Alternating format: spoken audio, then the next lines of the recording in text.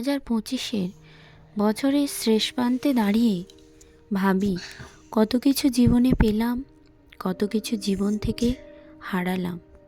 সুখের স্মৃতিগুলো ঠিক শীতের সোনালি রোদ্দুরের মতো উষ্ণতা দিয়েছিল, আর বিষাদগুলো ছিল কুয়াশার মতো অদৃশ্য। কিছু প্রাপ্তি আনন্দের শিখায় প্রাণ জ্বালালো, আবার কিছু হারানো কষ্টের গভীরে ডোবালো। সময় চলছে তার নিয়মে, রেখে গেছে স্মৃতির মায়াজাল। যে মায়াজাল ছিন্ন করা বড়ই কঠিন। যদি মুক্ত হতে পারতাম মায়াজাল ছিন্ন করে, তাহলে জীবনটা বড়ই সুন্দর হতো। কিন্তু পারলাম না এই মায়াজাল ছিন্ন করতে।